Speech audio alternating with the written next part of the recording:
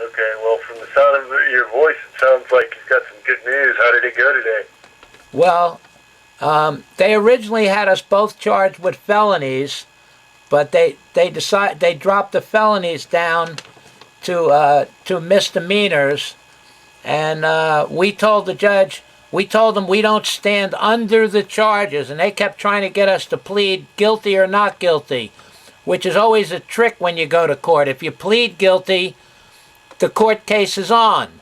If you plead not guilty, then it's a dispute and the court case is on.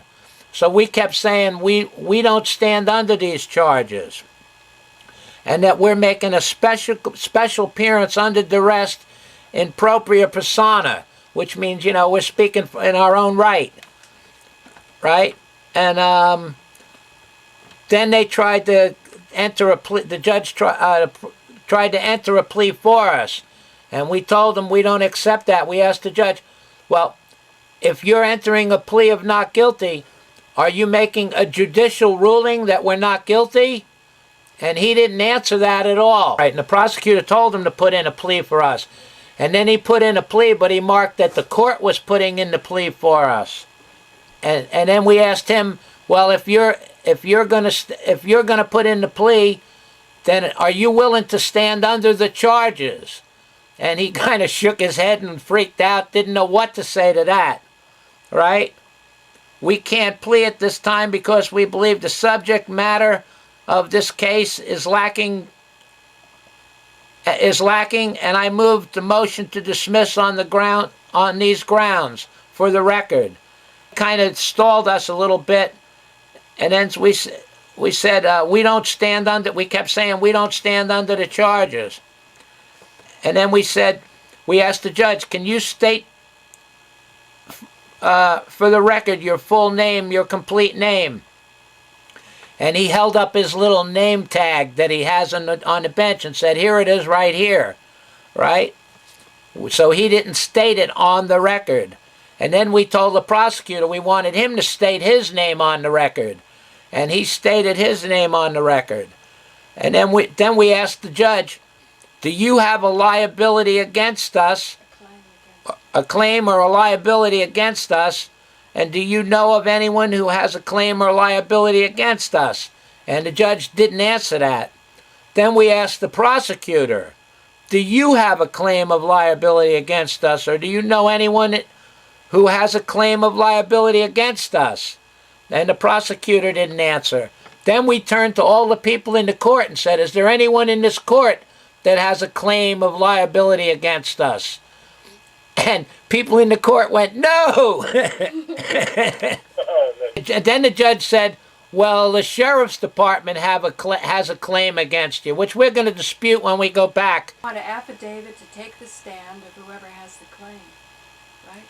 Did you say that? I read that. Read that. Oh. Where is that? The state of New York. We got it. We got this thing from Odette with Rajad, and they've been using it in Georgia. Put the state of New York on the witness stand and swear it in. It must be an injured party with a sworn affidavit. And I didn't say this part, but Joe, I think you got that. Not the corporation. Not the corporation, called the state of New York. Because all these courts are incorporated, and the state of New York is a corporation. And so when you go into court, if you say, how can a corporation try me, a sovereign citizen, or a sovereign human being, flesh and blood? And it really fucks them up. And then the prosecutor said to us, well, we can work this out, which to me means he's willing to drop it down. He's going to bargain more with us to try to drop it down to get us to plead to something, which we're not going to do. But then the prosecutor tried this bullshit. Well, Your Honor, maybe we should have a psychiatric evaluation to see if they're capable of representing themselves. And they talked it over for a little while, but the judge didn't go there. He just kind of discussed it. They did it just to kind of look like they were trying to scare us, but we didn't back down, so they didn't go any further with it. Now what we're going to do for the next time we go to court, in case they try to say, well, we're going to put you in the psychiatric hospital to see if you're capable, if you're of sane mind, we're going to get psychiatric evaluations ourselves. And if they bring it up again that maybe we need a psychiatric evaluation, then we're going to say, that's not necessary, Your Honor. We have them right here. Yeah, you know, Esteban, I produced for Dr. Jane Goldberg a series called Reality TV Group Therapy. And because I like to do a really good job, I went down to the Center for Modern Psychoanalytic Studies and I did a lot of research, particularly on a man named Hyman Spotnitz who could cure schizophrenia without medication. So I've always wanted to pick up the Center for Modern Psychoanalytic Studies as a client. So I might do some free work for them in trade for our official psychiatric evaluations. But isn't that interesting? That's a very smart move. So, you know, then what are they going to do?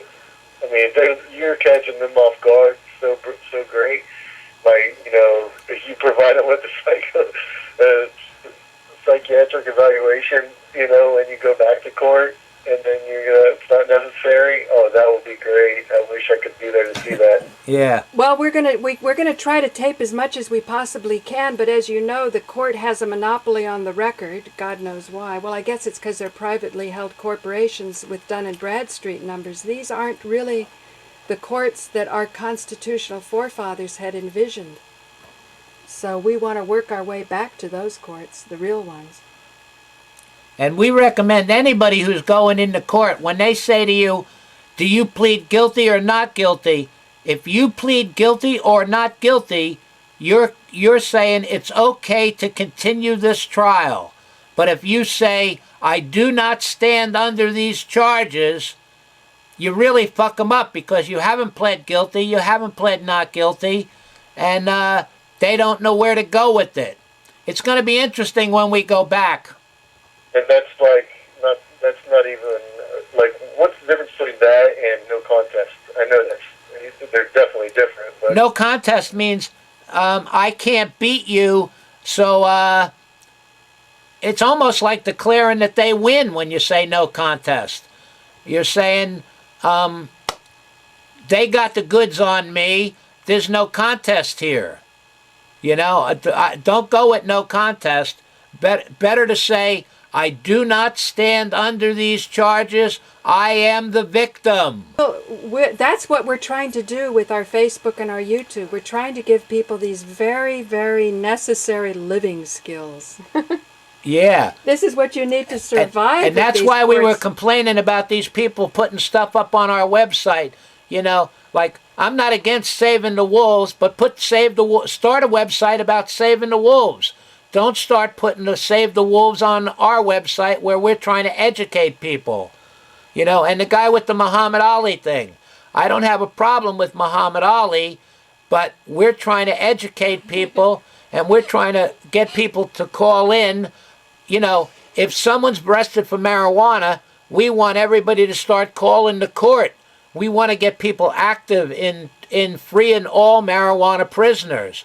You know, let the wolf people do their thing. I'm not against them. And the Muhammad Ali people do their thing. I'm not against them. Don't worry, Esteban. But stay off our site.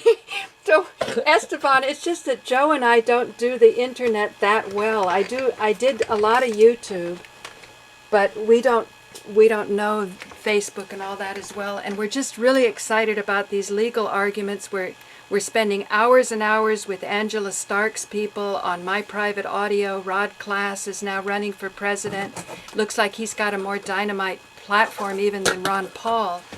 And we're just really excited about that. And today Joe called up Butte County. Did you see that? Joe, did you talk about it? Yeah, I did see something about that. He told, actually, when, I think he told me that he called. Yeah. Yeah, if you go on the Freedom Marijuana Prisoners website, we put it up there. And that's what we're trying to encourage people to do. Not just for this particular lady or for Lindy Heiss, but for everybody who gets arrested. If hundreds of people start calling the courts and saying, wait a minute, this is bullshit, you know, we don't want this person in jail. He's a good person. There's no victim. Why is the court doing this? Why is the prosecutor doing this? Why are you arresting marijuana patients? You know, why are you arresting people for something that has been proven to have no harm? In 5,000 years, there's been 0 deaths from marijuana. Why are the courts wasting their time persecuting all these people? That's what we want to get people doing. We want other sites, people to open up sites, you know, in their local neighborhood. Like if say they're in New Jersey and they know a kid who's been busted in New Jersey, then they should start a site telling everybody in New Jersey to call this court, call this prosecutor, email them. Just keep bugging them. Don't stop until the courts back off. Yeah. And then another thing that would be good for when it does, like, I don't know if this is going to end up going to trial or dismissed, but is jury nullification. It only takes one person on that panel. Right. Yeah, but the courts, the thing about jury nullification is the courts don't allow you to tell the jury about nullification. It's good to put it up on the websites and educate juries, but the courts don't let you do that. So better to try to squash the trial. You don't want to go to trial and depend on some jury person maybe knowing that.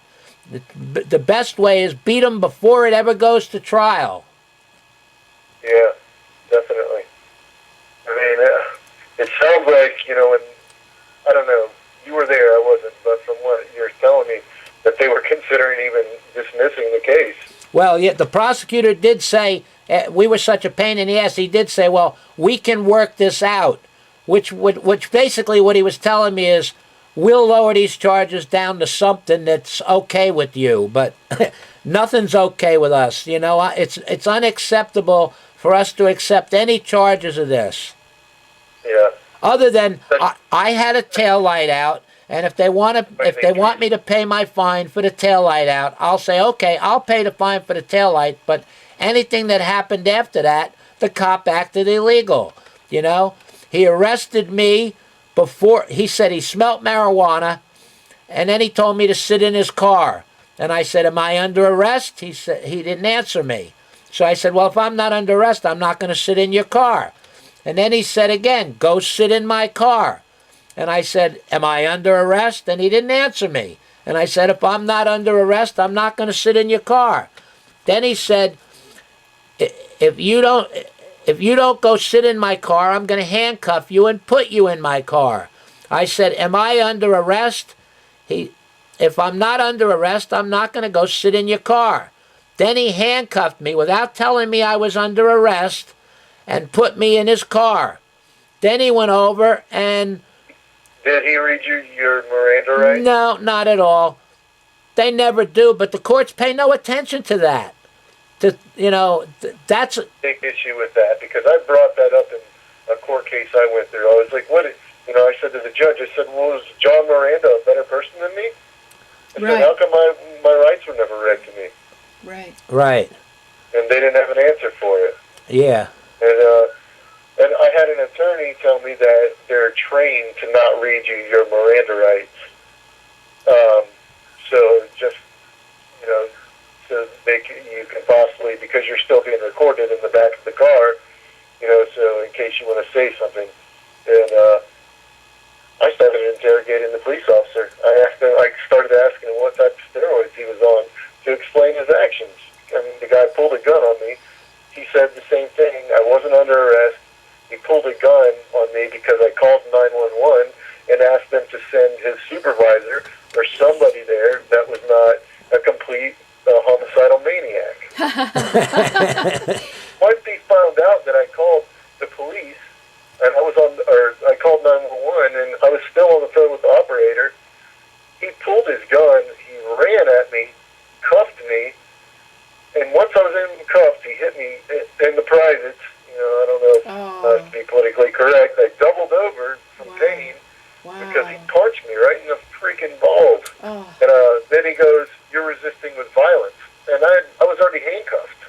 So he slammed me head first into the concrete, And this is all on camera, and it was still, my phone was still on, but it was obviously not in my hand, so they still heard all this on the 911 tape, which helped in court because it proved that he was lying. He said that I told the 911 operator I was going to go